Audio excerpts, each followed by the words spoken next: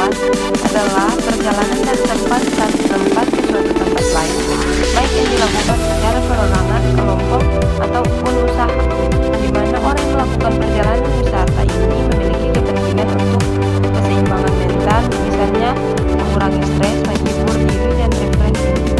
Selanjutnya, pengertian pariwisata menurut Jamal 2002 yang mengartikan sebagai perjalanan seseorang menuju suatu tempat di luar tempat tinggalnya.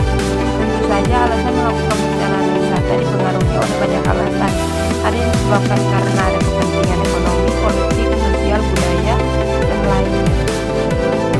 Dan yang terakhir, pengertian pariwisata menurut Undang-Undang Republik Indonesia Nomor 10 Tahun 2009 yang mengartikan pariwisata adalah sebagai aktivitas melakukan perjalanan baik yang dilakukan oleh individu ataupun kelompok, di mana tujuan mereka tidak lain untuk rekreasi, mempelajari keunikan yang ditawarkan oleh objek wisata, atau sekedar untuk mengembangkan diri. Dan selanjutnya, kondisi pariwisata saat ini atau pada masa pandemi. Pariwisata merupakan salah satu sektor yang sangat terdampak akibat adanya pandemi COVID-19.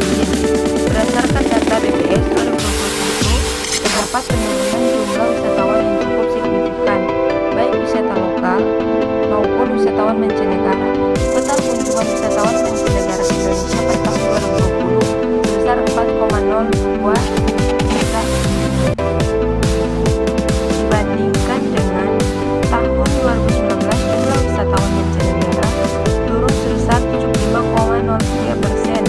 Berdasarkan pemetaannya, terdapat 9 negara yang paling banyak berkunjung ke Indonesia pada tahun 2010, yaitu Timor Leste, Malaysia, Singapura, Australia, dan China. Bagian besar negara-negara tersebut adalah negara tetangga kecuali China.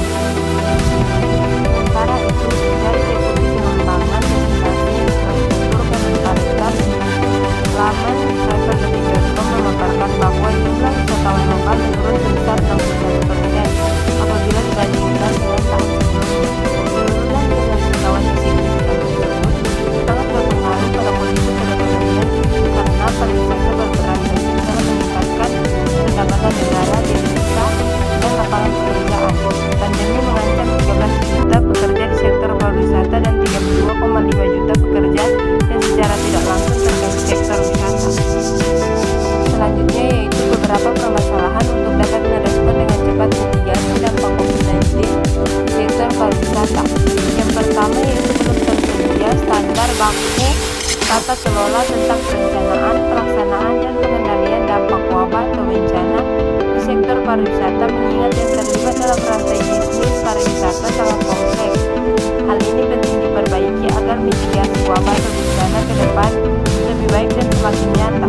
Transparansi, partisipasi, dan akuntabilitas dari interrelasi para pihak, baik pemerintah, masyarakat, dan dunia usaha akan amat menentukan seperti apa kualitas dan keberhasilan dari suatu aktivitas penanganan wabah bencana.